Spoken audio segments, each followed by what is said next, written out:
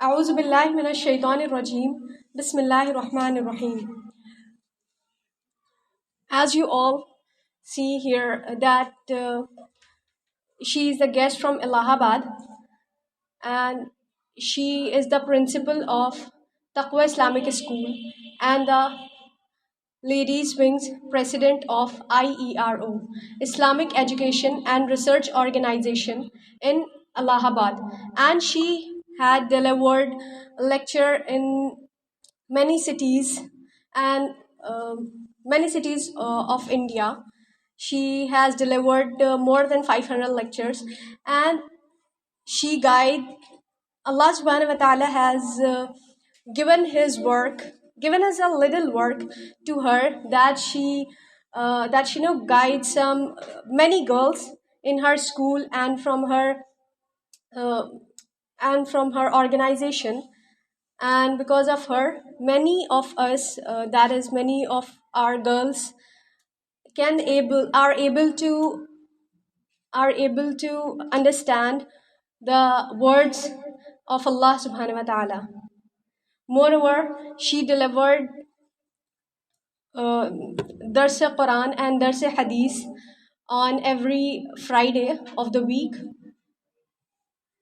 So she has been here with us for giving us a beneficial knowledge on the topic that why are Muslims backward in science. As we are the students of science, so we must have to know that what is the importance of science and why we Muslim as a Muslim have to gain the knowledge of science. So I welcome her to come on the podium and give and tell us some beneficial words or beneficial knowledge, so we can improve our studies on science, inshallah. Ma'am, please welcome. Alhamdulillah. Alhamdulillahi wahda wa salatu wa salamu ala man la nabiyya ba'da.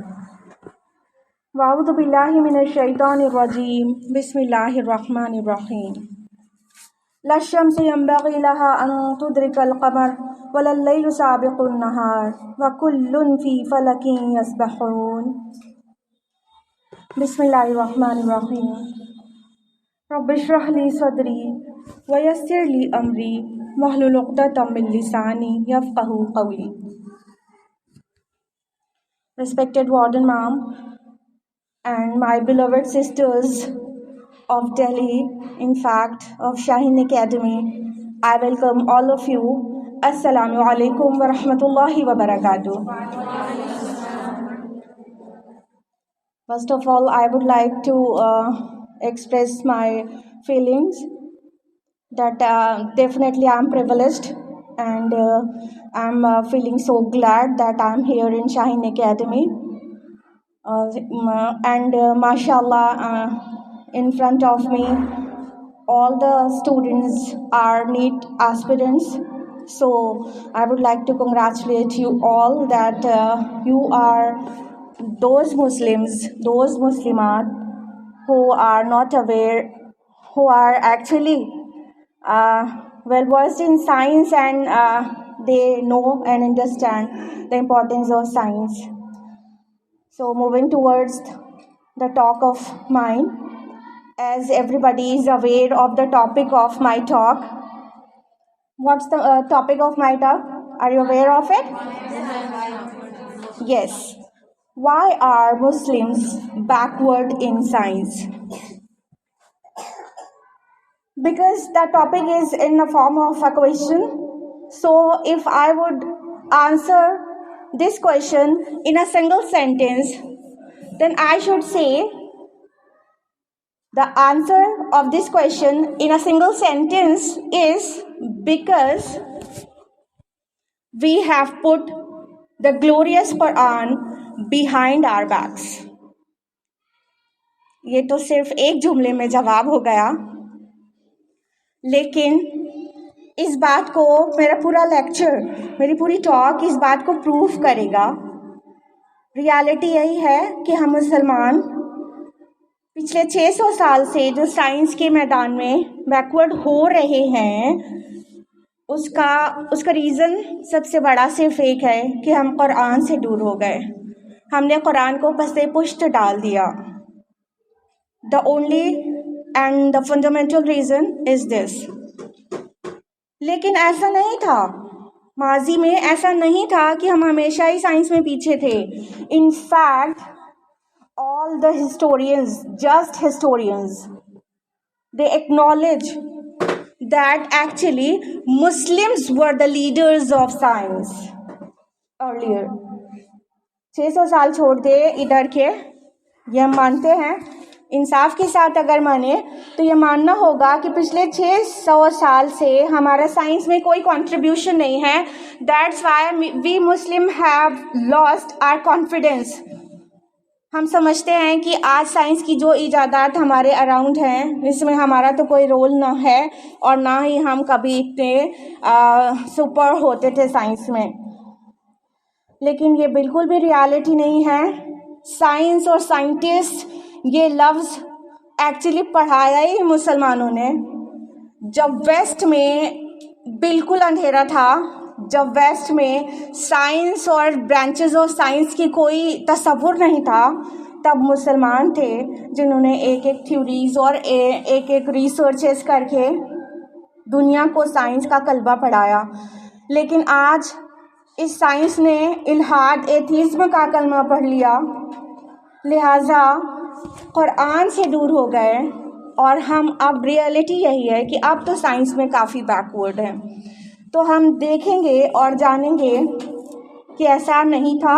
और अगर हम फिर से चाहते हैं कि हम अपना जो गोल्डन पीरियड है हिस्ट्री का वो रिवाइज हो, फिर से वापस आ जाए, तो हमें शॉर्टकट भी यही लेना होगा। Shortcut in the sense solution भी यही है कि हम फिर से कुरान के करीब आ जाएं। जब रसूलुल्लाह सल्लल्लाहु अलैहि वसल्लम की बिआसत हुई 7th सेंचुरी में, तब उससे पहले हर सवाल का कोई वाक़तन उन सवालों का जवाब नहीं था कि ये कायनात की हकीकत क्या है, ये शम्स और कमर ये कैसे गर्दिश करते हैं और ये दुनिया कैसे वजूद में आई। लेकिन आप सल्लल्लाहु अलैहि वसल्लम के पास गारे हिरा में वही का आना था कि इन सारे सवालों का जवाब मिलना शुरू हो गया।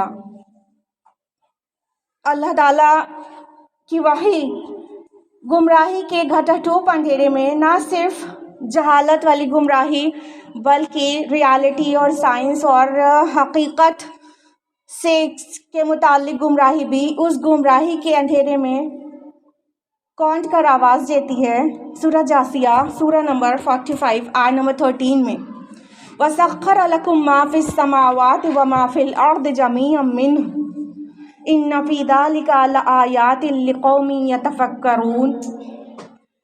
कि आसमान और ज़मीन की हर चीज़ को हमने अपनी तरफ से तुम्हारे लिए मुसख्खर कर दिया है, तुम्हारे ताबे फरमान बना दिया है, और जो गौर करें उनके लिए इसमें बहुत सारी निशानियाँ मौजूद हैं। अल्लाह ताला ने वाज़े कर दिया एक वही में कि अगर अल्लाह के कलाम के ऊपर गौर व फिक्र किया जाएगा तो तमाम हक़ाइक़ खुलकर सामने आ जाएंगे। जब इंसान ये कभी जानता ही नहीं था, साइंस बार बार यू टर्न ले रही थी कायनात के मुतालिक कि एक्चुअली ज़मीन स्टेशनरी है और सूरज उसके चारों तरफ चक्कर लगा रहा है, तो कभी साइंस कहने लगती कि नहीं सूरज स्टेशनरी है, ज़मीन उसके चारों तरफ चक्कर लगा रही है, वगैरह वगैरह। साइंस बुरी तरह से भटक रही थी इस रियलिटी को जानने के लिए, और किताब इलाही की एक आयत ने ही, हालांकि एक से ज़्यादा बार रिपीट हुई है, इस आयत ने ही वाज़े कर दिया कि एक्चुअली कि सभी लोग अपने अपने ऑर्बिट में तैर रहे हैं। और फरमाया सूरह यासीन सूरह नंबर 36 आयत नंबर 40 में लश्शम्सु यंबग़ी लहा अन तुद्रिकल क़मर वल्लैलु साबिक़ुन नहार कुल्लुन फ़ी फ़लकिन यस्बहून। ना सूरज के बस में है कि वो चांद को जा पकड़े और ना रात दिन पर सबकत ले सकती है, हर एक अपने अपने ऑर्बिट में घूम रहे हैं। कुल्लुन फ़ी फ़लकिन यस्बहून, ये कहना एक बहुत बड़ी बात थी। तब तक इंसानियत नहीं जानती थी कि शम्सो कमर की जो मदार हैं वो कोई साइंटिस्ट नाम एग्जिस्ट नहीं करता था, कोई इंसान ह्यूमैनिटी ये नहीं जानती थी। लेकिन कुरान ने अभी से 1450 साल पहले ये वाज़ेह कर दिया कि जितने भी सेलेस्टियल बॉडीज़ हैं वो सब के सब अपने अपने ऑर्बिट में घूम रहे हैं, और आज ये मॉडर्न साइंटिफिक फैक्ट बन चुका है। तो वो मुस्लिम्स थे, वो मुस्लिम्स थे जिन्होंने वेस्टर्नर्स को साइंस सिखाया। लेकिन अनफॉर्चुनेटली हमारे साथ क्या हो गया कि जो वेस्टर्नर्स, जो पूरे यूरोपियंस सब साइंस के लिए और इल्म के लिए, किसी भी मैदान के इल्म के लिए मुसलमानों की तरफ देखते थे, आज वो शागिर्दी के बजाय उस्तादी के दावेदार बन बैठे। और हम मुसलमानों को कॉन्फिडेंस भी एक्चुअली इन 600 सालों में इतना खो गया कि हम भी ये समझने लगे कि साइंस की पूरी जो नेमत हमारे अराउंड है वो सब वेस्टर्नर्स की देन है, और हम मुसलमानों का इसमें कोई भी कंट्रीब्यूशन नहीं है। This is absolutely when. हम इस बात को वाज़ेह करेंगे कि इस्लाम हमको ये नहीं सिखाता कि हम दुनिया का इल्म, दीन का इल्म हासिल करो, दुनिया का नहीं। In fact there is no any bifurcation of knowledge in Islam. दीन का इल्म, दुनिया का इल्म जैसा कोई डिवीज़न है ही नहीं, एग्जिस्ट ही नहीं करता। अल्लामा इकबाल ने इसको इस तरह शेर में कहा है, मशरिक से हो बेजार ना मगरिब को हज़र कर, फितरत का इशारा है कि शक को सहर कर। तो अल्लाह ताला ने कुरान के साथ साथ कंटेम्प्रेरी नॉलेज के लिए भी नहीं रोका है कि उसको गेन किया जाए। In fact the point to be noted here is that कि अगर हम कुरान से अधीर रहेंगे कम्प्लीटली तो हम साइंस में फिर से तरक्की करेंगे और हम अपना खोई इज्जत और अपनी पोजीशन फिर से पा सकेंगे। दिस इज़ द रियलिटी कि मुसलमान पहले क्यों इतना साइंस में कामयाब थे। पूरे डिटेल के साथ हम आपके सामने हाजिर हैं। सबसे पहले बात करते हैं मैथमेटिक्स की। तो मैथमेटिक्स की फील्ड में मोहम्मद बिन मूसा अल ख्वारिज़मी, अगर अल ख्वारिज़मी नाम आपने सुना हो, 780 ईस्वी में मिडिल एशिया के ख्वारिज़म में पैदा हुए थे, जो ख्यू कहलाता है। वो अब्बासी खलीफा मामून रशीद ने उनके लिए बैतुल हिकमत जब कायम की थी तो उनको वहाँ पर मेंबरशिप दे दी थी, तो वो वहाँ बहुत सारे रिसर्चेस करते थे।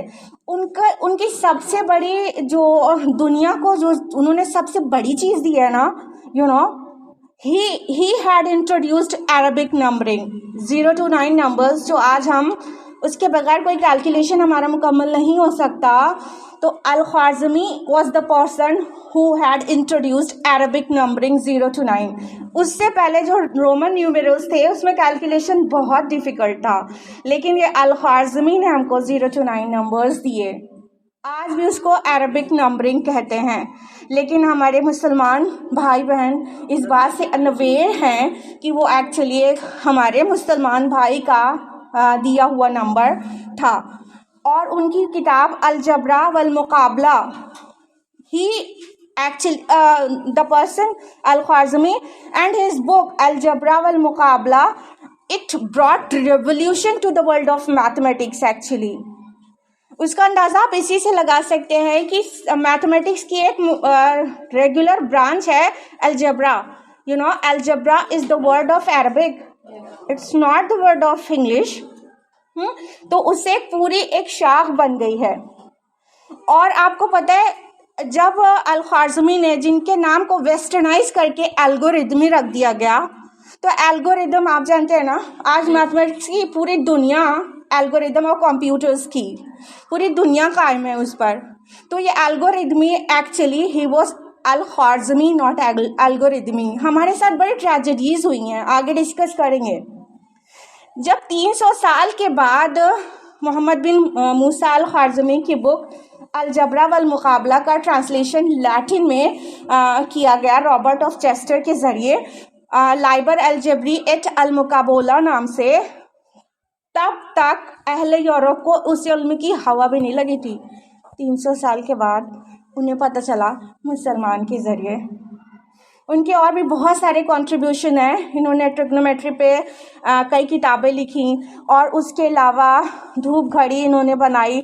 और इनकी अलजबरा की ख़ासियत ये थी कि ज्योमेट्री की कुछ लाइंस के ज़रिए बने खानों के ज़रिए प्रॉब्लम्स को सॉल्व किया जाता था। तो अल-ख़्वारिज़मी को एल्गोरिदमी कर दिया गया, जिसकी वजह से आज हम खुद नहीं पहचानते कि ये हमारे मुसलमानों की देन है। उसके अलावा आपने उमर ख़याम का नाम सुना होगा, लेकिन आप सोच रही होंगी कि हम साइंस और मैथमेटिक्स के बीच में उमर ख़याम का नाम क्यों ले रहे हैं, क्योंकि वो तो रुबाइयात के शायर हैं। यही तो क्लास और क्वालिटी थी मुसलमानों की कि एक ही वक्त में वो रुबाइयात के शायर भी थे, मैथमेटिशियन भी थे, ही वॉज अ क्लिनिशियन, अगर आज की इस्तिलाह में बोलें तो डॉक्टर भी थे और फिलोसोफर भी थे एक साथ। और उनकी पैदाइश 1038 में निशापुर में हुई थी और इमाम गज़ाली रहमहुल्लाह के सोबत में भी उन्होंने कुछ दिन गुजारे थे। और उनकी जो उनका जो कंट्रीब्यूशन है ना मैथमेटिक्स में, बल्कि टाइम में, कैलेंडर में कह सकते हैं, वो ये कि उन्होंने 1079 BC में साल की तवालत कैलकुलेट की, लेंथ ऑफ द ईयर उन्होंने कैलकुलेट किया था, जो कि बेस्ड था 365.242198 डेज पर। फिर साइंस ने बहुत तरक्की करने के बाद, जबकि सारे इलेक्ट्रॉनिक इक्विपमेंट्स और एटॉमिक क्लॉक्स ईजाद हो चुकी थी, उसके बाद साल की तवालत जो कैलकुलेट की गई, लेंथ ऑफ द ईयर, वो बिल्कुल सिमिलर, क्या सेम कह सकते हैं, क्योंकि डेसिमल के 6th पोजीशन खाली जाकर चेंज हुई, 365.242190, 0 और 8 का डिफरेंस है, 6th पोजीशन ऑफ डेसिमल पे एग्जैक्ट कैलकुलेट की थी 11th सेंचुरी में। किसने? उमर ख़याम ने। लीप ईयर उमर ख़याम की इजाद है। बायनोमियल थ्योरम आप पढ़ते होंगे मैथमेटिक्स में, उमर ख़याम ने पहली बार बताया था। 13 क्यूबिक इक्वेशन भी उमर ख़याम ने दुनिया को दिया। तो और बहुत सारी किताबें उन्होंने लिखी डिफरेंट ब्रांचेस ऑफ साइंस में। तो ये थे हमारे आबा। एस्ट्रोनॉमी की फील्ड में तो कुरान मजीद ने बहुत गाइड किया है, बहुत गाइड किया है। जैसे कि हमने अपने गुफ्तगू की शुरुआत भी की with by quoting the verse the आया ऑफ एस्ट्रोनॉमी। वो एस्ट्रोनॉमी की बहुत सारी आयात है कुरान में। अल्लाह ताला ने फरमाया सूरह अंबिया सूरह नंबर 21 आय नंबर 30 में, अवलम यरल्लज़ीना कफ़रू अन्नस समावाति वल अर्दा कानता रत्क़न फ़फ़तक़नाहुमा। क्या जिन्होंने इनकार कर दिया वो ये नहीं देखते कि ज़मीन और आसमान बाहम मिले हुए थे और हमने इन्हें अलग किया। तो इस आयत और बिग बैंग थ्योरी में कितनी मुमासिलत है, कितनी सिमिलैरिटी है। कोई पहले नहीं जानता था कि ये heavens and earth they were joined together. Nobody knows. Quran 1450 साल पहले बता दिया कि एक्चुअली सब जुड़े हुए थे, फिर एक कोई धमाका हुआ है जिसको आज बिग बैंग कहते हैं। उसके बाद सब कुछ अलग अलग गैलेक्सीज, स्टार्स और प्लैनेट्स कॉन्सेप्ट में आए। उसके अलावा फरमाया अल्लाह ताला ने सूरह अंबिया सूरह नंबर 21 नंबर 33 में कि वहुवल्लज़ी खलक़ल लैला वन नहार वश्शम्स वल क़मर कुल्लुन फ़ी फ़लकिन यस्बहून, कि वो अल्लाह ही है जिसने रात और दिन बनाए और सूरज और चांद बनाए और सब अपने अपने ऑर्बिट में, अपने मदार में तैर रहे हैं, घूम रहे हैं। तो जब इतनी क्लियर गाइडेंस होगी किसी की रिलीजियस बुक से, तो वो लोग क्यों ना साइंस में सबसे आगे होंगे। बस पहले रिसर्चर्स कुरान उठाकर रिसर्च करते थे, कुरान उन्हें गाइड करता था, बस उन्हें रिसर्च करके वो प्रूफ करने की ज़रूरत होती थी। लिहाजा they were experts and leaders of science.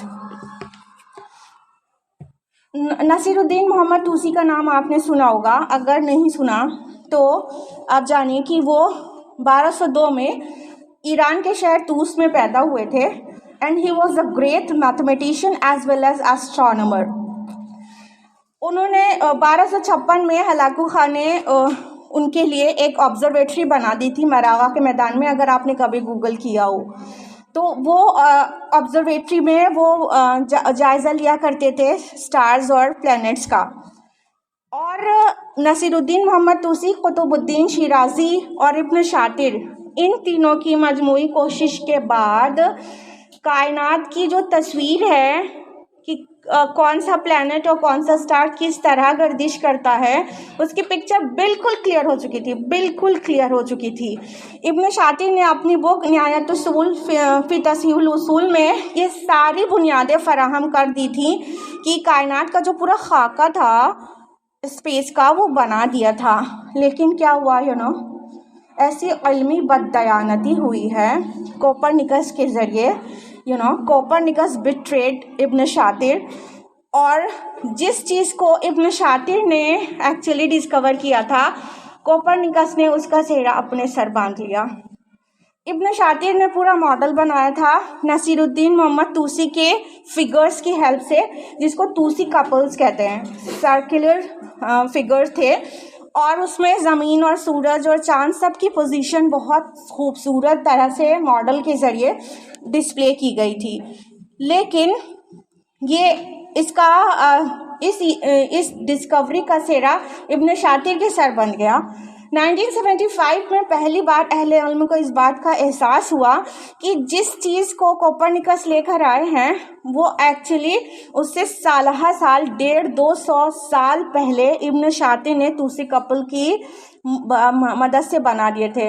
और इब्न शातिर की जो कारनामा था वो सिर्फ इतना कि उन्होंने ज़मीन की जगह सूरज को रखकर और जितने अरबी के हरूफ तहजी थे उसको हटाकर वहाँ पर रोमन लेटर्स डाल दिया। ये उनका कारनामा था और उस दरियाफ्त का सेहरा उनके सर बन गया। लेकिन जब इस चीज़ के सारे एविडेंसेस मिले कि किताब निहायतुस्सूल फी तस्हीहुल उसूल, इसमें ये 15th सेंचुरी में इटली पहुंच चुकी थी और इटली के वेटिकन लाइब्रेरी में थी, और कोपरनिकस का वहाँ जाना और वेटिकन लाइब्रेरी में जाना और इस किताब का वहाँ पाया जाना, ये इस बात का काफ़ी सबूत है कि कोपरनिकस ने वो किताब पढ़ी होगी। कैसी इल्मी बददयानती हुई है हमारे साथ। सादगी मुस्लिम की देख औरों की अय्यारी भी देख। क्या कराया हमारे आबा का, और दुनिया जानती है कि उसको वेस्टर्नर्स ने, सारी डिस्कवरीज वेस्टर्नर्स ने की है, जबकि 200-300 साल पहले हमारे मुसलमान भोले भाले साइंटिस्ट वो करके रख चुके थे। उसके अलावा I would like to ask one question, a simple question. Who invented the steam engine? Let me know. James Watt. Everybody is aware of this, that steam engine has been invented by James Watt.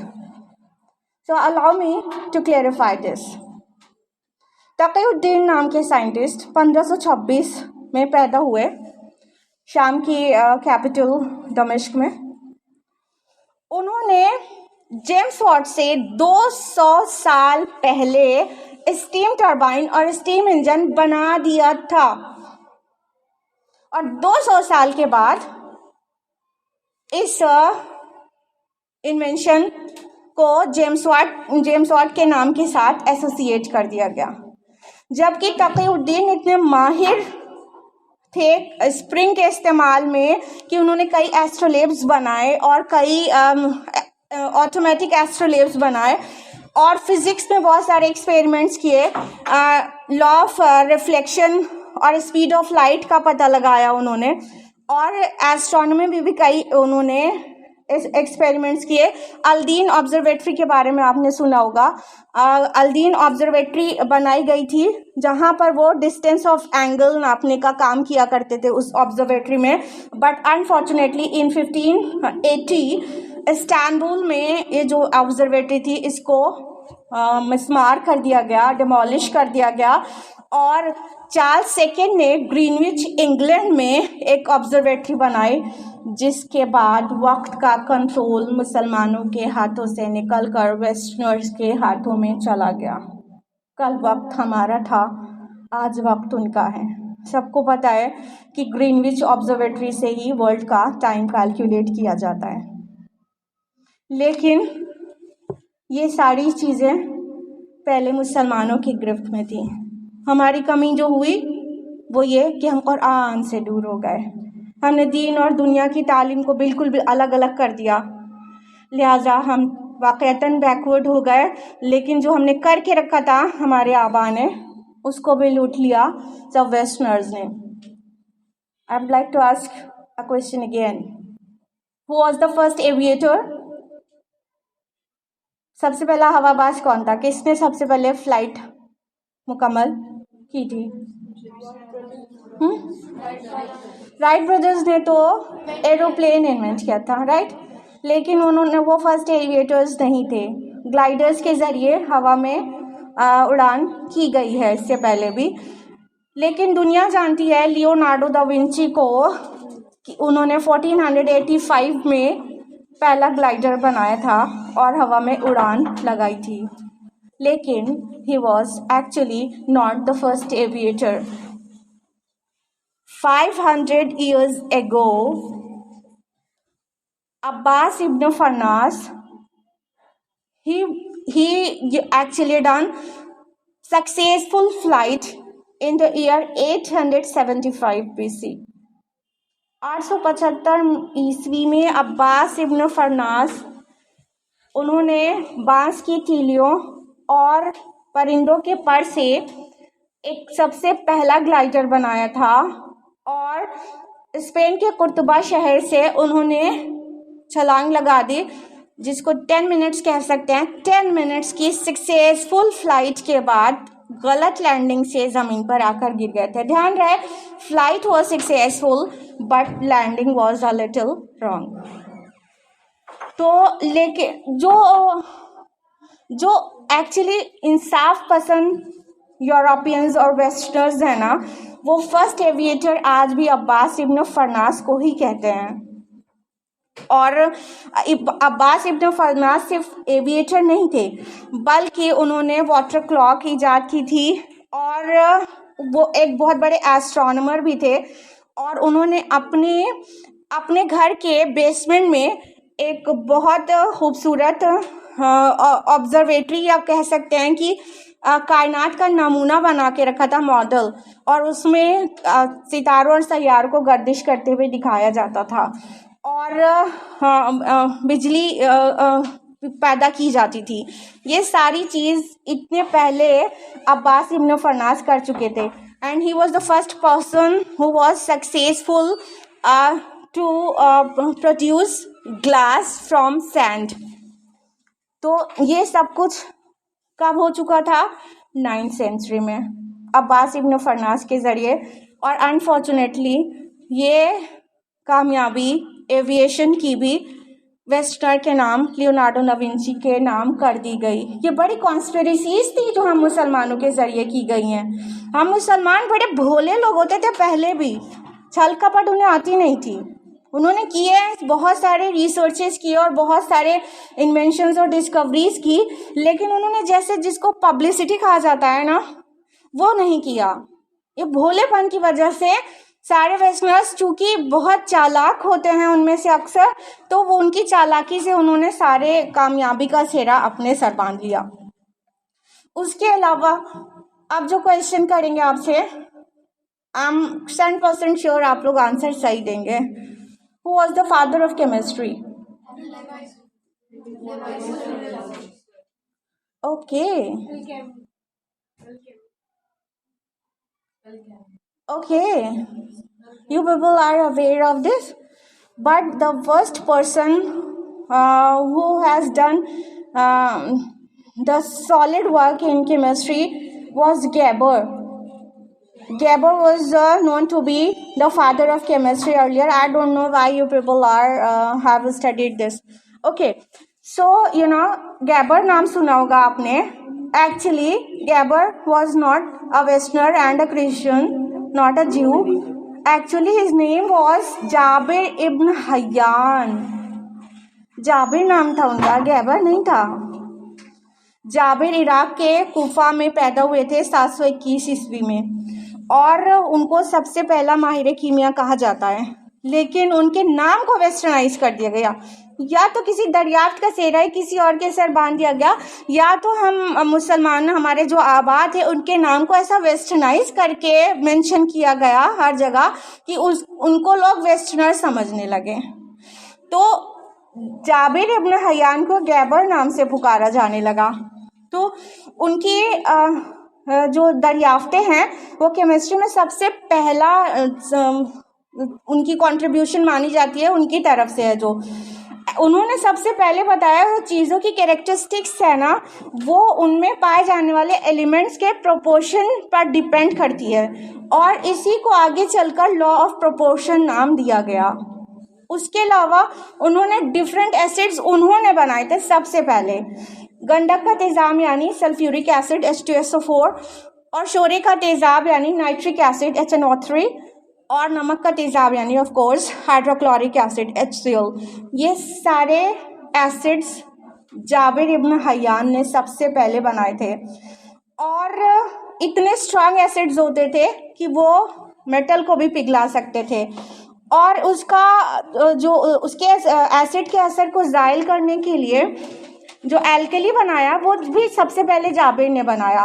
और एक्वारेशिया जो कि mixture of acids होता है वो सबसे पहले जाबिर इब्न Hayyan ने बनाया। इनफैक्ट आज जो प्लास्टिक के सामान की दुनिया सजी है वो जाबिर के इजादात की बुनियाद पर बनाया गया है। सिंथेटिक सामान और जो प्लास्टिक के सामान है, जाबिर के रिसर्चर्स ने की रोल प्ले किया है, तब आज हम प्लास्टिक्स यूज़ करते हैं। तो जाबिर बहुत सारी और चीज़ें भी जानते थे, यानी किस तरह लेदर को कलर किया जाए और किस तरह स्टील बनाया जाता है, और उसके अलावा लोहे को जंग से बचाने की क्या तरकीब है, ये सब जाबिर की किताबों में बहुत साफ मिलता है। और कई इंस्ट्रूमेंट्स भी उन्होंने केमिस्ट्री के बनाए। Not only in the field of chemistry but also in the field of medicines, Muslims were the leaders. अब फादर ऑफ मेडिसिन तो आप लोग सही बताएंगे इंशाल्लाह, बताइए। नो,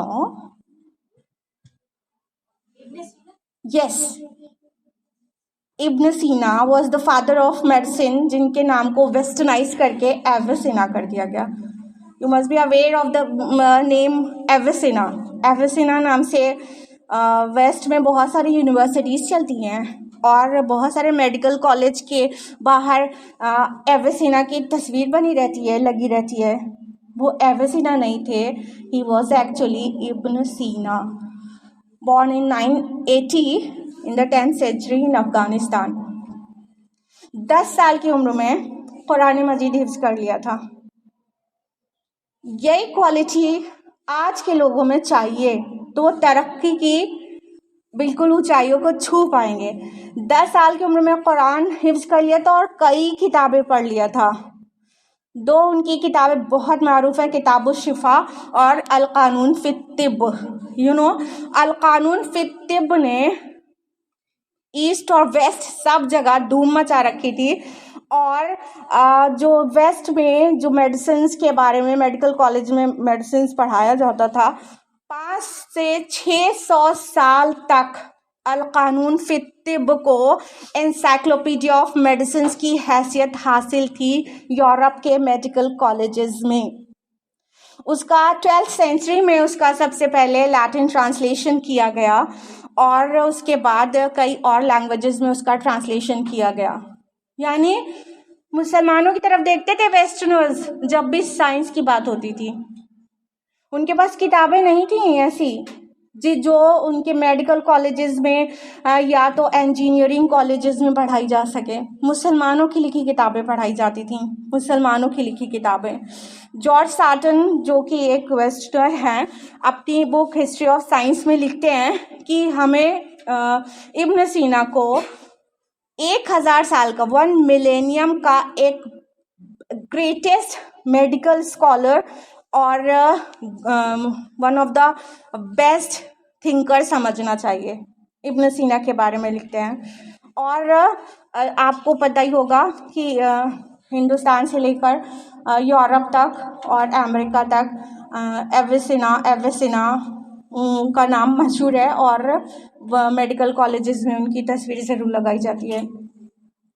उसके अलावा in the field of surgery Muslims were experts, माशाअल्लाह। सिर्फ मेडिसिन में नहीं, सर्जरी में भी सबसे बड़े एक्सपर्ट्स मुसलमानों में पाए जाते थे।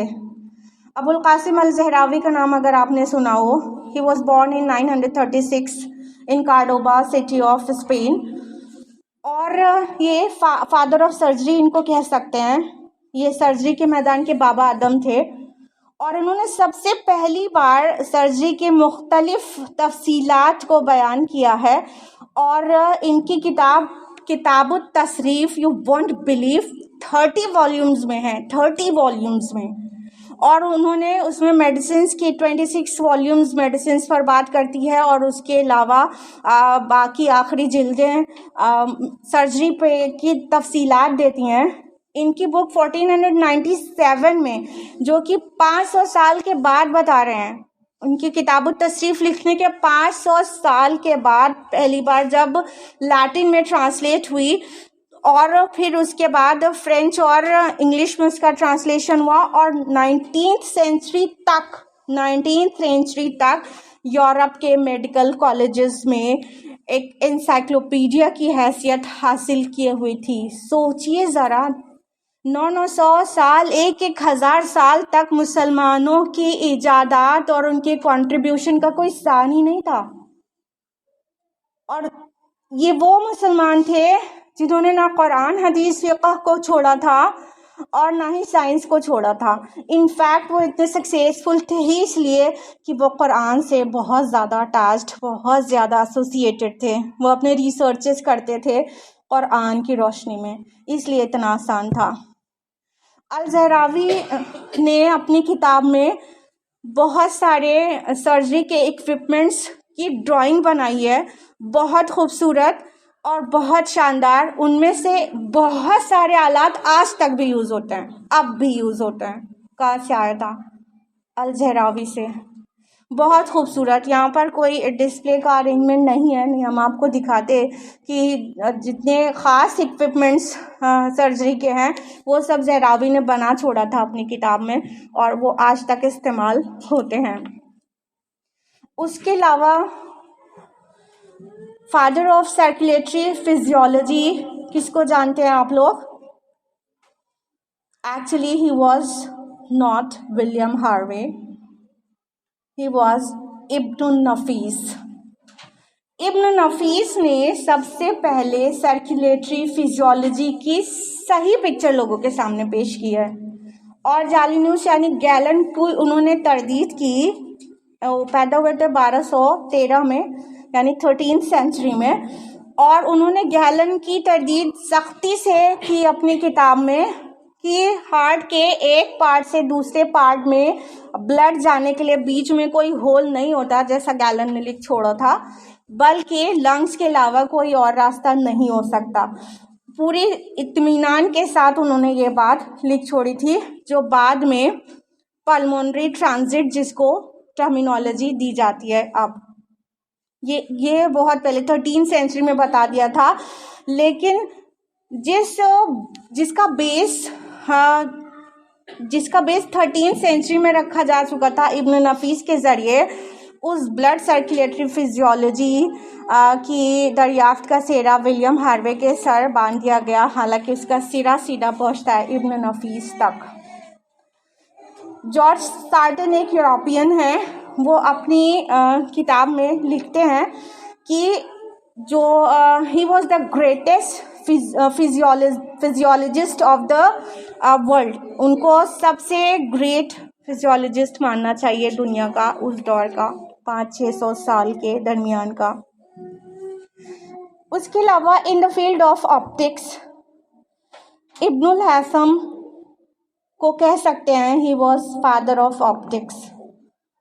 जब ऑप्टिक्स के बारे में उन्होंने ऑप्टिक्स नाम तो नहीं दिया, लेकिन ऑप्टिक्स के बारे में जब दुनिया को कोई ख़बर तक नहीं थी, तब इब्नुल हैसम ने रोशनी और आँखों का जो सही रिश्ता है वो पूरा दुनिया को उन्होंने बताया।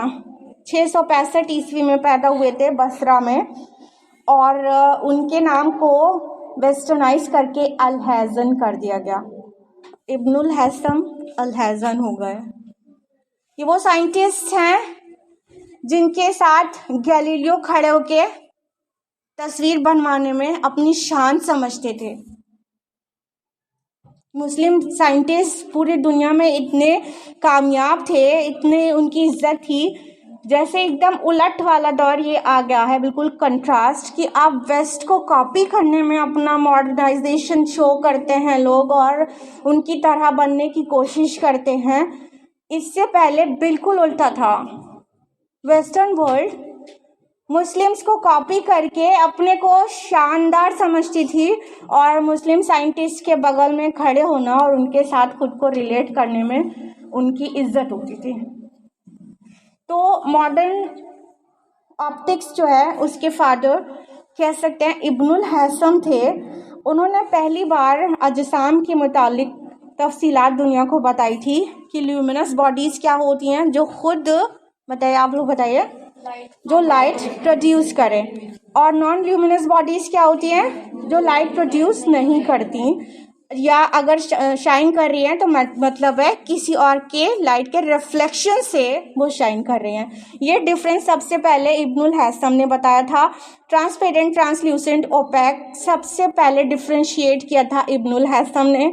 लाइट जिससे पार हो जाती है पूरी तरह से, उसको ट्रांसपेरेंट। आप सब बहुत अच्छी तरह वाकई में नीट एस्पिरेंट्स हैं आप लोग, माशाल्लाह। मेरी दिल से दुआ है कि आप बहुत कामयाब हो, आप डॉक्टर्स बने इंशाल्लाह, और दीनदार डॉक्टर्स बने इंशाल्लाह, और हाफिज़ कुरान हो आप में से कई इंशाल्लाह।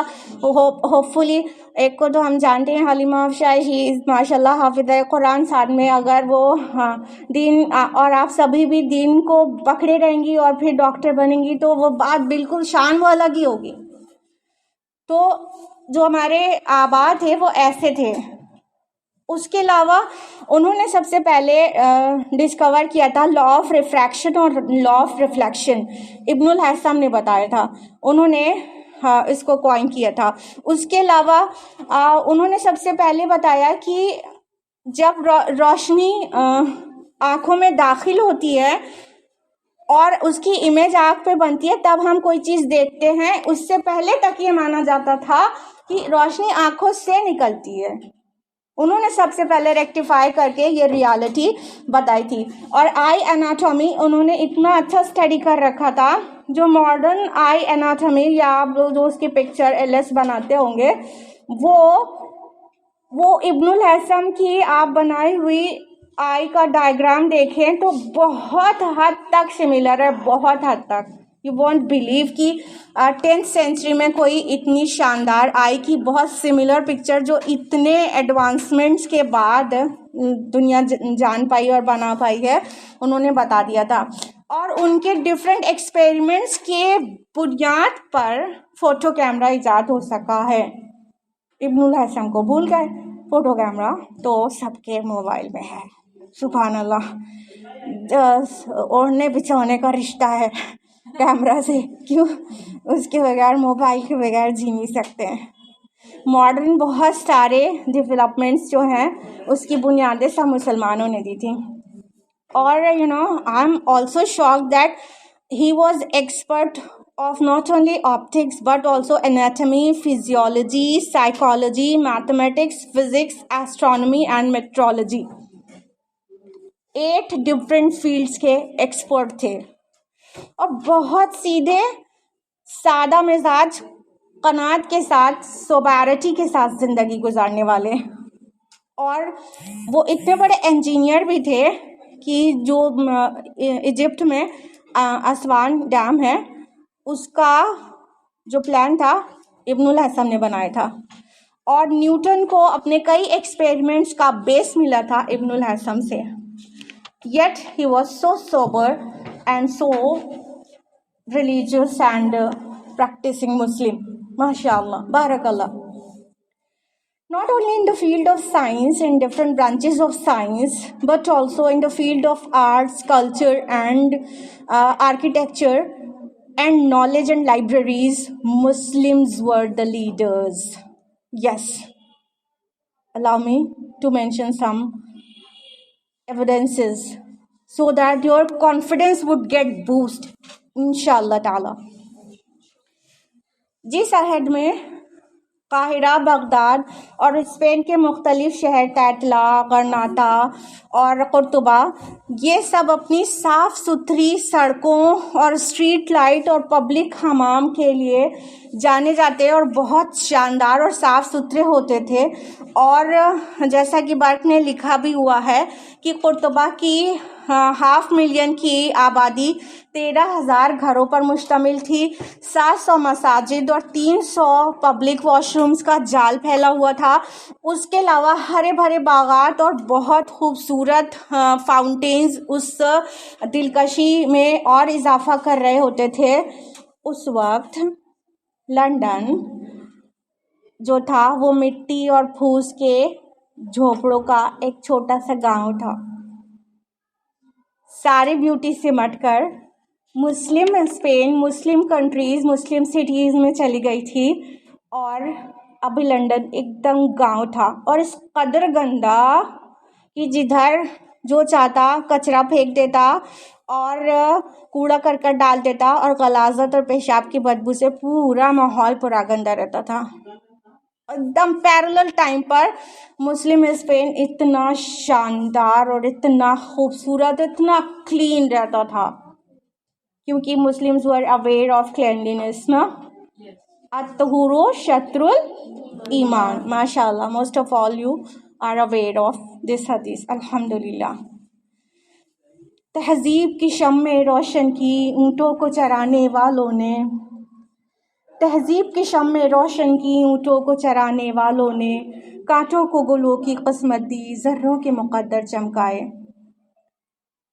हर एक महज़ब शहर या जगह की ये शान होती है कि अगर वो महज़ब माना जाता है तो वहाँ स्टेशनरी शॉप्स और पढ़ने पढ़ाने, किताब और कलम का कुछ नज़्म हो।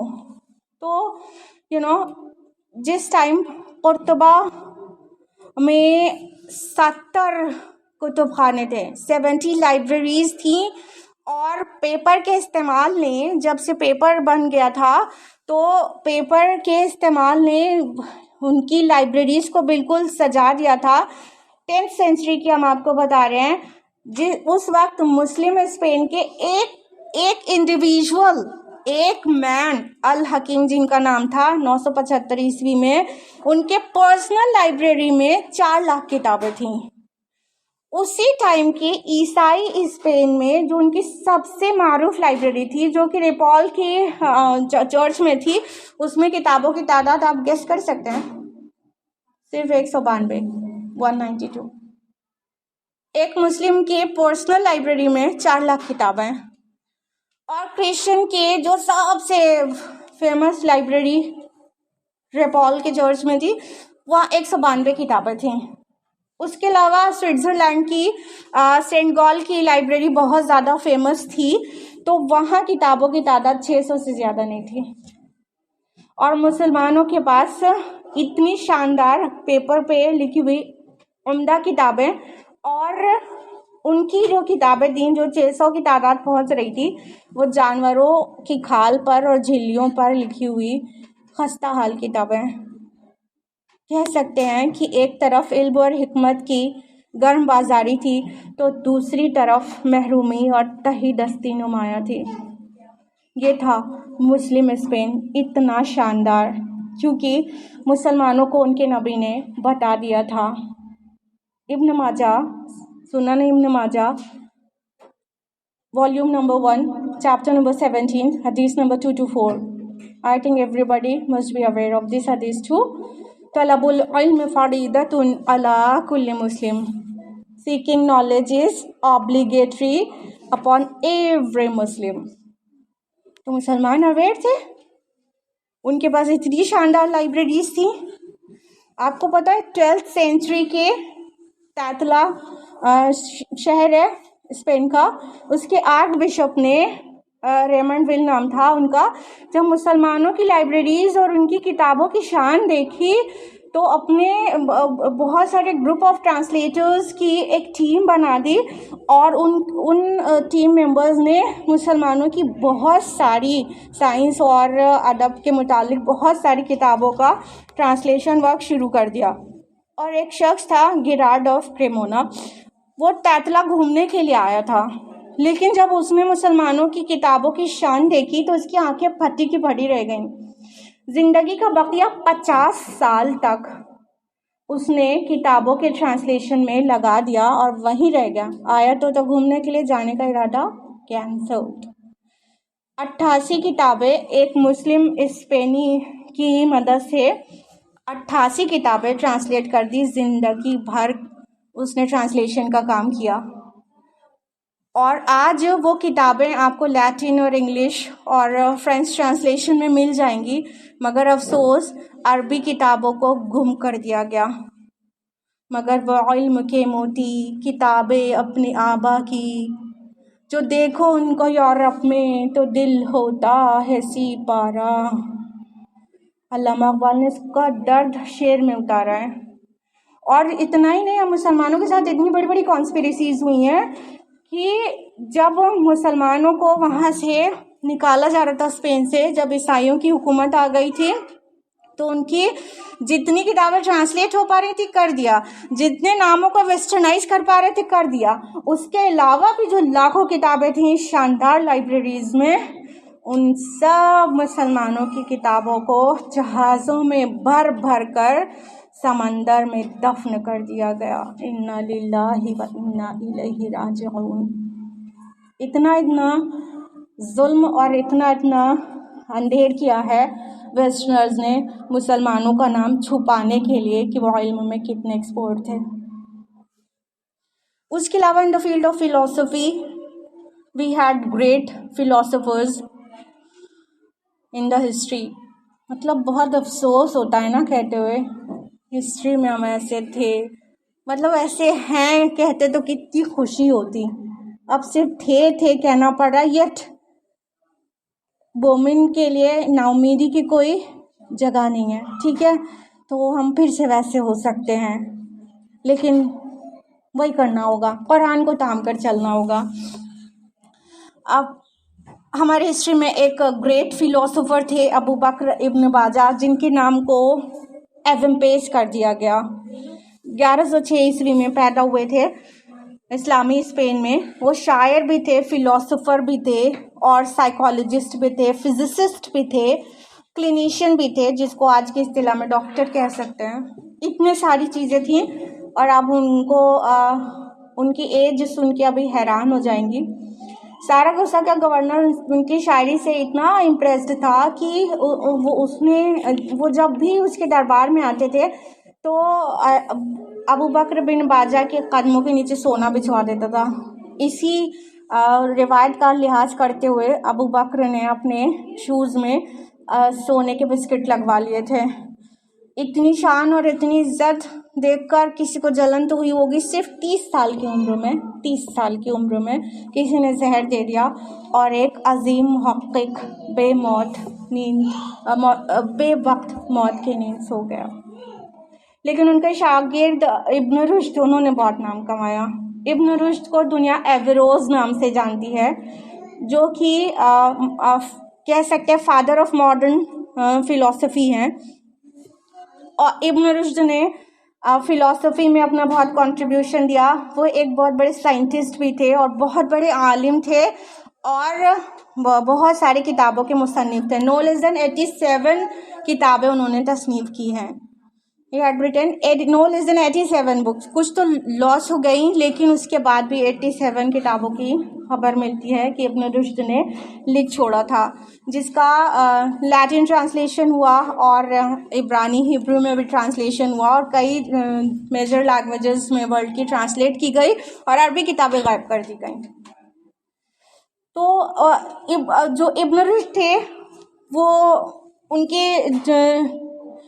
उनकी खासियत ये थी कि वो फ़िलासफ़र थे, लेकिन उन्होंने जो फ़िलासफ़ी दी थी वो कुरान से दी थी। कुरान के बहुत बड़े आलिम थे।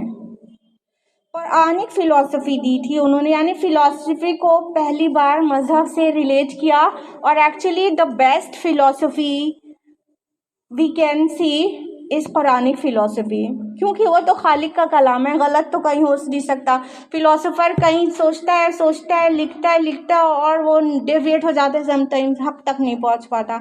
लेकिन कुरान की फ़िलॉसफ़ी से फ़िलॉसफ़ी पे डिफरेंट अपनी थॉट्स कायम की जाएगी और अपनी तसानीफ़ लिखी जाएगी, तो जाहिर बात है वो एकदम सही ट्रैक पर ही होगा इंसान। तो वो बहुत बड़े साइंटिस्ट होने के साथ साथ वो कुरान के बहुत बड़े आलिम थे। यही चीज़ चाहिए, मशरिक़ से हो बेज़ार न मग़रिब को हज़र कर, फितरत का इशारा है कि हर शब को सहर कर। यही चीज़ चाहिए आज दुनिया को। लेकिन हम क्या करते हैं, हम तो नामुवाफ़िक़ हालात का बस रोना ही रोते रहते हैं, अभी ऐसा तो अभी वैसा, तो अभी हालात नहीं हैं, तो जब होंगे तो हम करेंगे, अभी दोनों चीज़ मैनेज नहीं कर सकते, अभी दोनों चीज़ बैलेंस नहीं कर पा रहे, अभी वक्त की कमी है। आईने पे गुबार है, तेरे जहन का ये फिशार है, जिन्हें था संवरने का हौसला इसी आईने में संवर गए।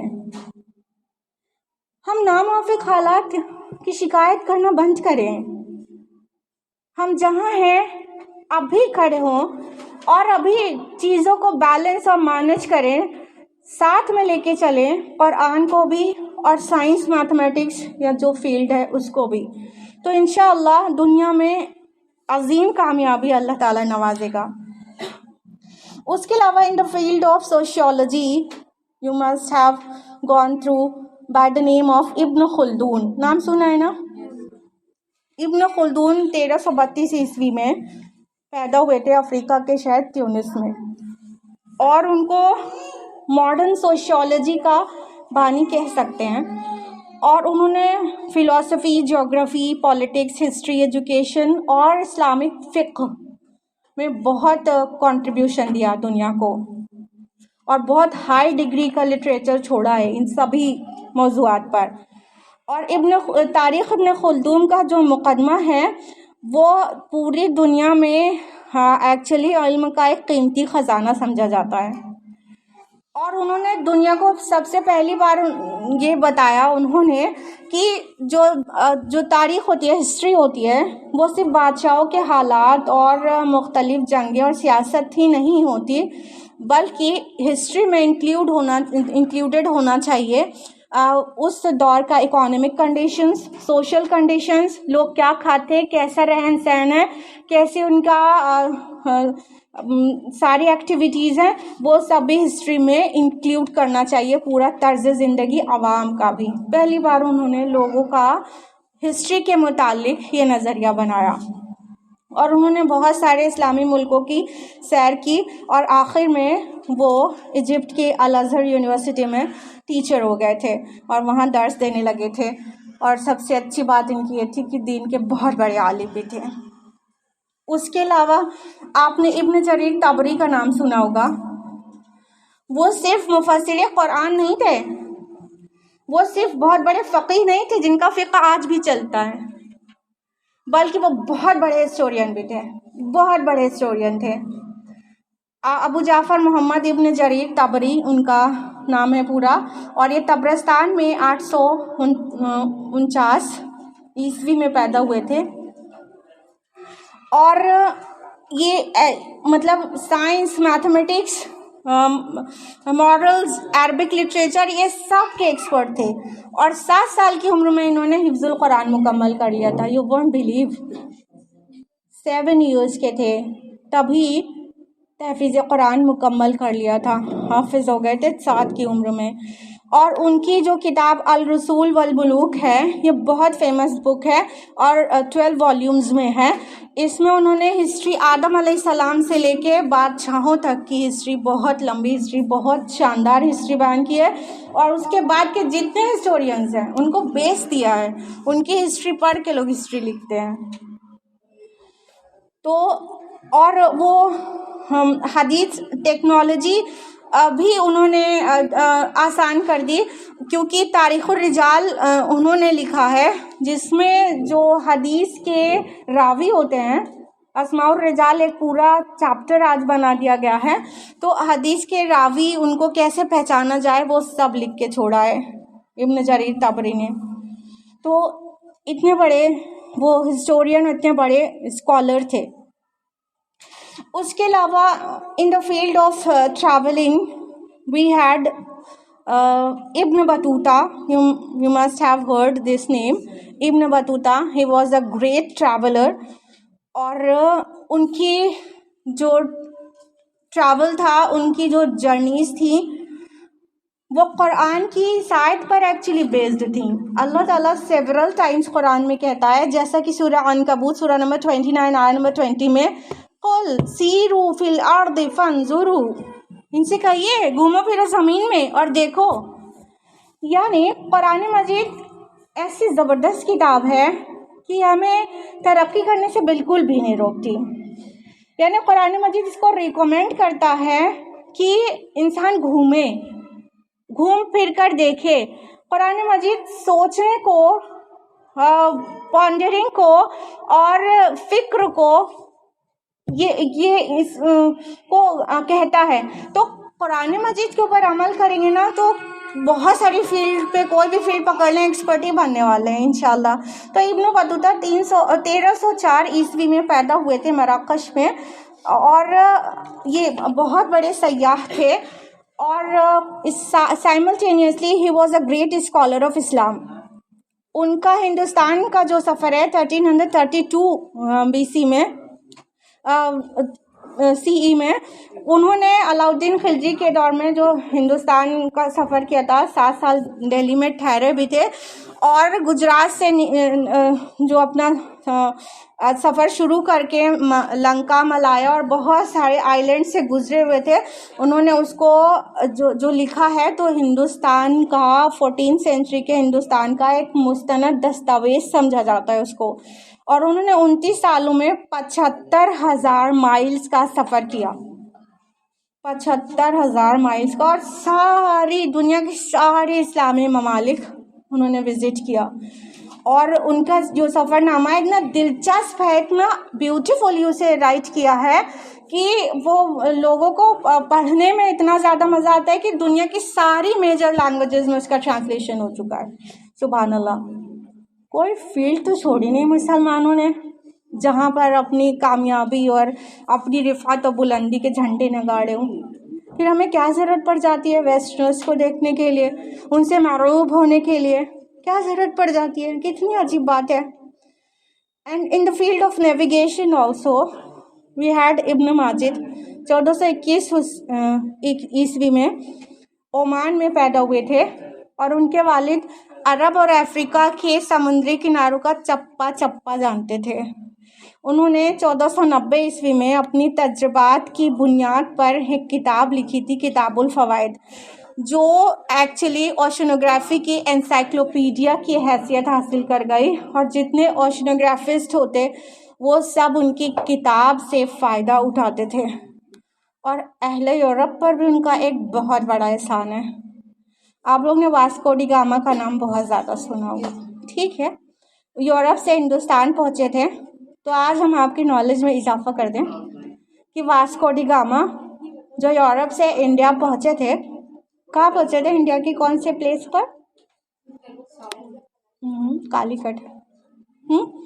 जो कालीकट ना, तो कालीकट, जो यूरोप से कालीकट तक पहुँचने का नक्शा इब्न माजिद ने उन्हें दिया था।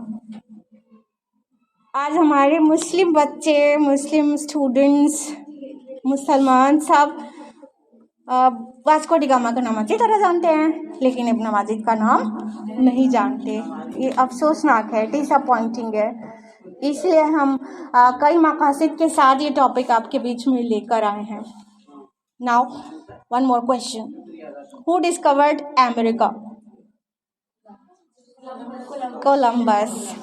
कोलंबस। अब हम आगे बोले। ओके, यू नो, वेस्ट के बहुत बड़े बड़े इंसाफ पसंद स्कॉलर्स और अरब हिस्टोरियंस और कई बड़े स्कॉलर्स की ने इस बात का दावा किया है कि कोलंबस के अमेरिका पहुंचने से 500 साल पहले इस्लाम की रोशनी वहां पहुंच चुकी थी। इसके सैकड़ों सबूत हैं, कुछ हम आपके सामने पेश करेंगे। हार्वर्ड यूनिवर्सिटी अमेरिका के रिसर्चर्स डॉक्टर बेरी फॉल, उन्होंने अपनी किताब सागा अमेरिका में लिखा है कि ये बात तारीख से, हिस्ट्री से साबित शुदा है कि जब कोलंबस पहुँचे हैं अमेरिका, तो उससे पहले हज़ारों साल से मुसलमान लोग, मुस्लिम ख़ानदान वहाँ आबाद थे।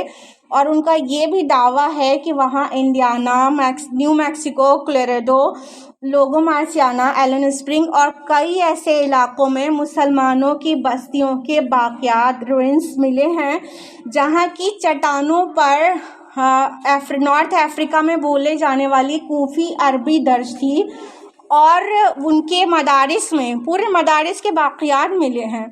और उनके जो मदारिस हैं वहाँ पे ये भी प्रूफ मिला है कि उन्हें सिर्फ मजहबी तालीम नहीं दी जाती थी मुसलमानों के मदरसों में, बल्कि एस्ट्रोनॉमी, मैथमेटिक्स, हिस्ट्री और जहाज़ रानी की तालीम भी दी जाती थी।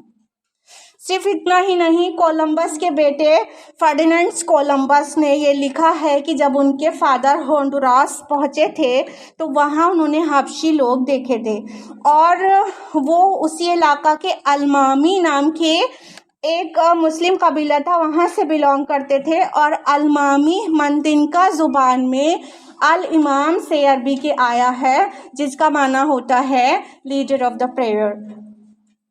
इमाम वर्ड से आप अवेयर हैं। तो ये कौन कह रहा है? कोलंबस का बेटा।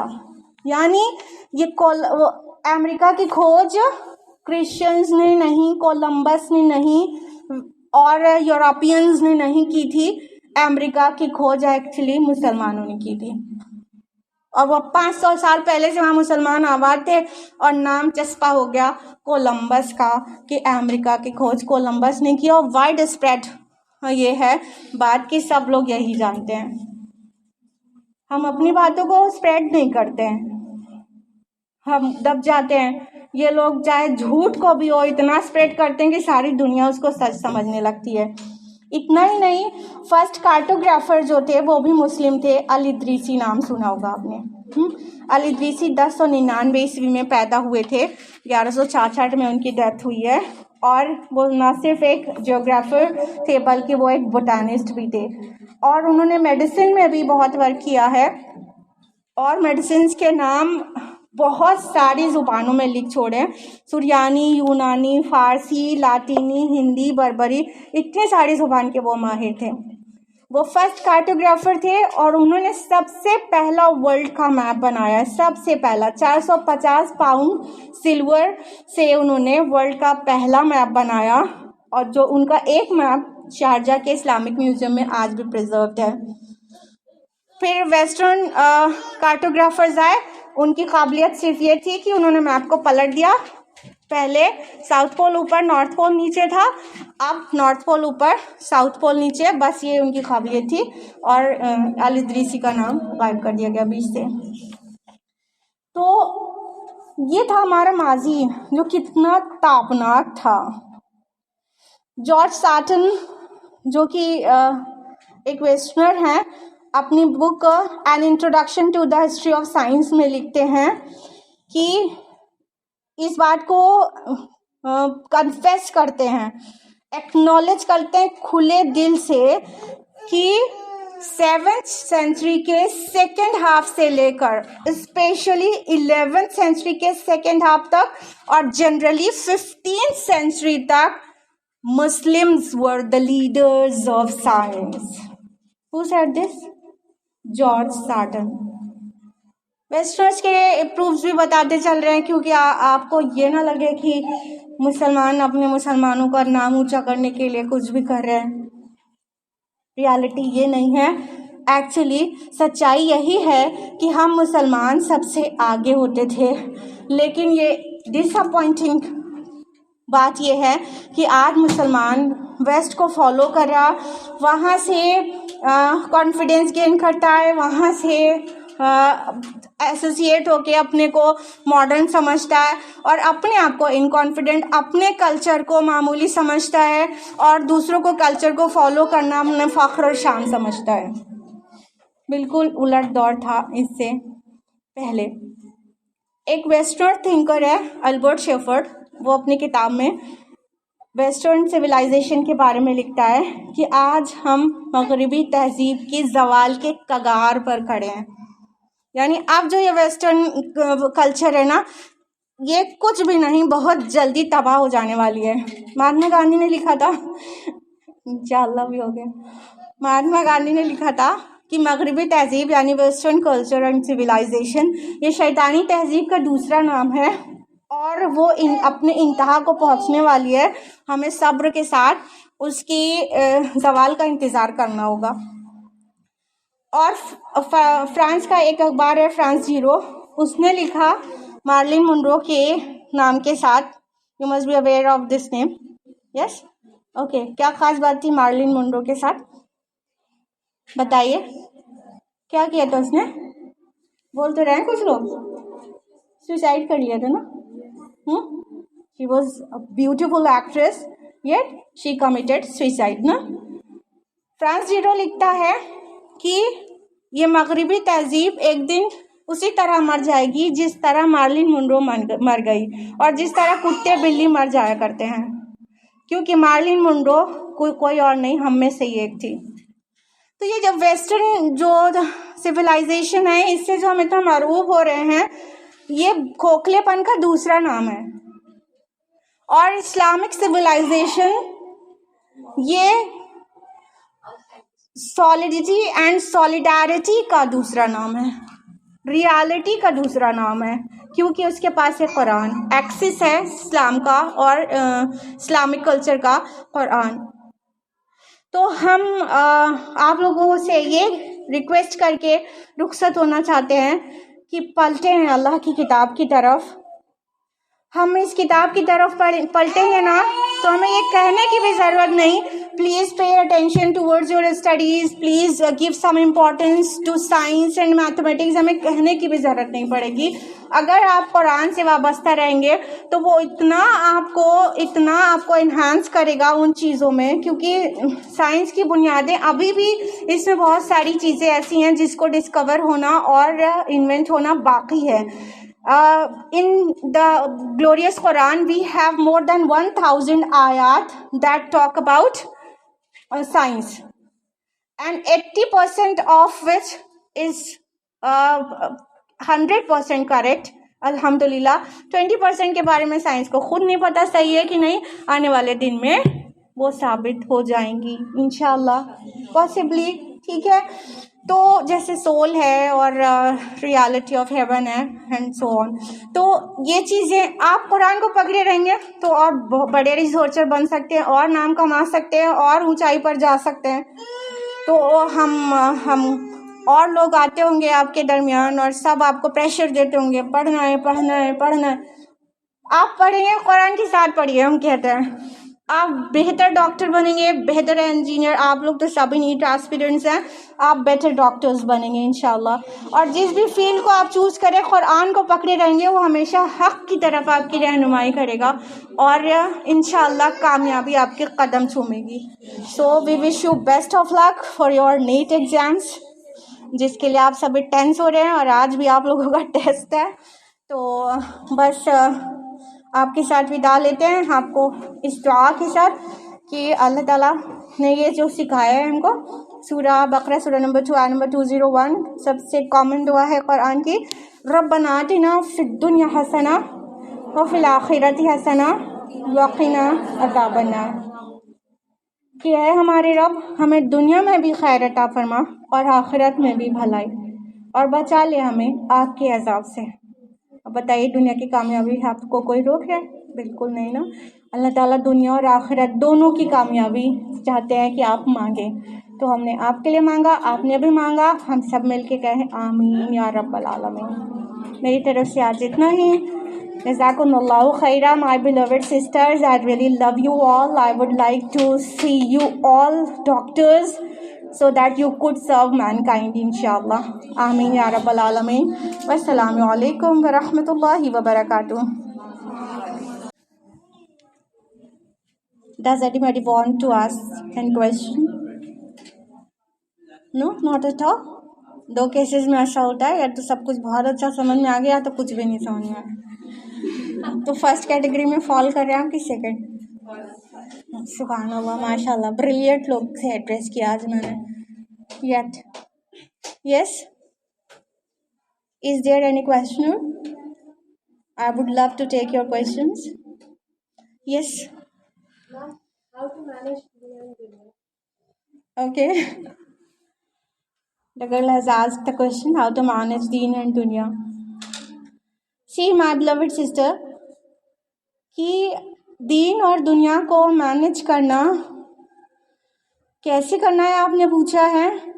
It's definitely not difficult. First of all, we should have clear and correct picture of deen in our mind. दीन क्या है? दीन वे ऑफ लिविंग है, वे ऑफ लाइफ है, सिस्टम ऑफ लाइफ है. दीन मजहब नहीं है हमारा, इस्लाम दीन है. दीन एक सिस्टम ऑफ लाइफ को कहते हैं.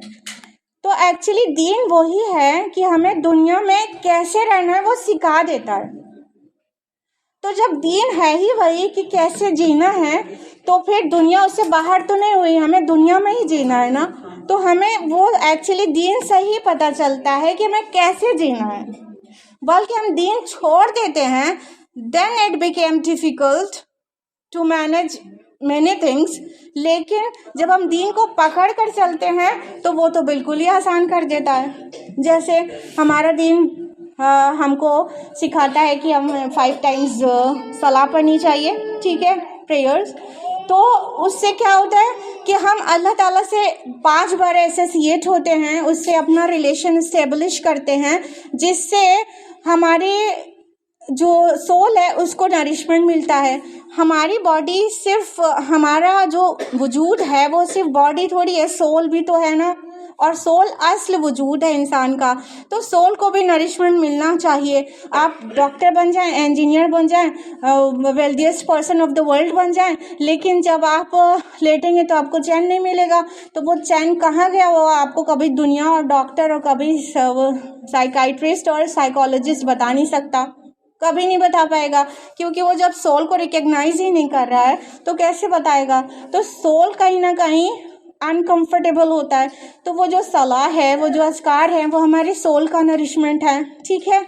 हमारे इस्लाम हमारे बॉडी केयर से भी हमें नहीं रोकता. हमारे रसूल सल्लल्लाहु अलैहि वसल्लम फरमाते हैं, सही बुखारी की हदीस है, कि अल्लाह के नबी सल्लल्लाहु अलैहि वसल्लम ने फरमाया, वइन्ना लिजसदिका अलैका हक्का, तुम्हारे जिस्म का भी तुम पर हक है.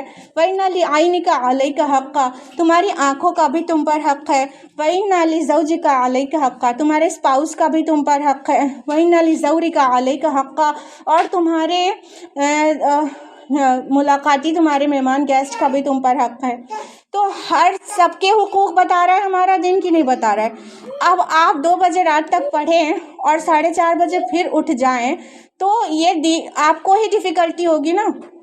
लेकिन आप अगर दीन जानते रहें और दीन आपको बता रहा है कि आपकी आंखों का भी आप पर हक है, ठीक है, आपकी बॉडी का भी आप पर राइट है, तो क्या करेंगे कि आप जो सफिशिएंट स्लीप टाइम है मिनिमम 4 आवर्स, उतना तो आप सोएंगे. तो ये तो आपको दीन आसान कर रहा है, आपकी लाइफ को कर रहा है ना आसान. सिस्टम ऑफ मैरिज है, जब हम दीन पर नहीं होते हैं तो इतनी बड़ी बारात आती है, इतना बड़ा डिनर देना पड़ता है, इतनी शानदारी, इतना खर्च. और अब गर्ल्स के अब्बा बिल्कुल कर्ज में डूब जाते हैं. हम दीन जान रहे होते हैं, हम जानते हैं हमारा system of marriage it's so simple. निकाह हुआ किसी मस्जिद में और कोई आके ले गया रुखसत करा के, और 1 रुपया भी खर्च हुए बगैर लड़की रुखसत हो गई. तो हम जब दीन जान रहे हैं, हमारी लाइफ तो आसान हो रही है. तो दीन तो आसानी लेकर आया है. अब दीन युस्रुन, दीन आसानी का नाम है, दीन इस्लाम आसान दीन है. तो जब हम दीन पर अमल करते हैं तो हमारी लाइफ जो है वो हर एस्पेक्ट से आसान हो जाती है. तो दीन और दुनिया मैनेज करना it's not difficult at all, बल्कि दीन हमारा दुनिया को सही मैनेज करने का तरीका ही बताता है. वही बताता ही है कि हमें जीना कैसे है। जब हम दीन को छोड़ देते हैं तो सारी डिफ़िकल्टीज आती हैं। जैसा कि आपके नीट के लिए भी गाइड कर रहा है ना कि आपकी बॉडी का भी आपका राइट है। अगर आप 2-2.5 घंटा सोएंगे और फिर पढ़ते रहेंगे तो क्या होगा? आपकी बॉडी वीक हो जाएगी, आपकी आइज़ में फ़र्क पड़ जाएगा, तो आप बीमार हो जाएंगे और आपकी पॉजिटिव एनर्जी और तसलसल पूरा बिगड़ जाएगा। तो ये दीन ही तो हमें सिखा रहा है ना, और कौन हमको सिखा रहा है आके? आज साइंटिफिक रिसर्चेस होने लगे तो वो बता रहे हैं कि हाँ 6 आवर्स की स्लीप एक नेसेसिटी है, लेकिन हमारा दीन तो माशाअल्लाह 1450 साल पहले से ये चीज़ बता रहा है। हमारे रसूल ने इतना वाज़ेह करके बता दिया। तो दीन और दुनिया कोई अलग चीज़ें नहीं हैं। एक्चुअली दीन ही वो कंटेनर है जो दुनिया को सही कंटेन कर सकता है। जब हम इस कंटेनर से निकाल देते हैं अपनी दुनिया को तो बिखर जाते हैं। हाँ, तो प्रॉब्लम तब होती है जब हम दीन को छोड़ देते हैं, और मैनेज करने में प्रॉब्लम तब बिल्कुल नहीं होती जब एक्चुअली दीन को पकड़े रहते हैं। Hope this answers the question. Is there any other question? Yes sister. Ma'am, you said that most of the evidences about the Muslim scholars were eradicated, right? So, what were the sources of your knowledge, your information that you told us? Okay, so sister आज the question कि आपने जो बताया कि कई Muslims के names को और उनके सर्विसेज को पूरी तरह से इराडिकेट कर दिया गया, then what's the source of your knowledge? आपको कैसे पता लगा? How you got to know? Sister देखिए, जो हिस्ट्री की नॉलेज है ना, वहाँ से बहुत पहली बात तो एक मुस्लिम हिस्टोरियंस हैं, उन्होंने लिख कर छोड़ा है, वो किताबें लाइब्रेरीज में दफन थी, जिसको अभी नहीं नॉलेज में आ पा रही थी। लेकिन 20th सेंचुरी में बहुत सारी चीज़ पता चली है, 20th सेंचुरी में 1900 समथिंग में। और कई वेस्टर्न्स ऐसे हैं जो इंसाफ पसंद हैं, तो वो भी उस चीज़ को जब हिस्ट्री पढ़ते हैं तो उन्हें पता चलता है कि ये एक्चुअली चीज़ें कहाँ से मतलब बिगिन हुई है, उसके पीछे जाएं तो पता चलता है। तो जो जस्ट हिस्टोरियंस हैं, वेदर दे आर मुस्लिम्स और any westerners and Christian and Jews, if they are just, वो अगर मुनसिफ हैं, इंसाफ पसंद हैं, तो उन्होंने लाइब्रेरी से किताबें निकाल के पढ़ा और जाना है। तो जब वेस्टर्न चाहे मुस्लिम्स हिस्टोरियंस ने लिखा है, आप भी वो किताबें पढ़ें तो पता चल सकता है। और अभी तो आपके हाथ में everything is in your finger tips.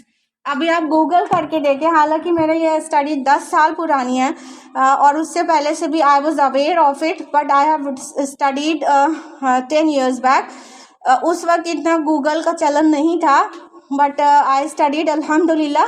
अब आपके लिए बहुत आसान है, आप गूगल करेंगे, आपको ने जो नाम बताए हैं, जो उनकी बर्थ डेट्स बताई हैं और जो उनकी कॉन्ट्रीब्यूशंस बताए हैं, आपको सब मिलेंगे।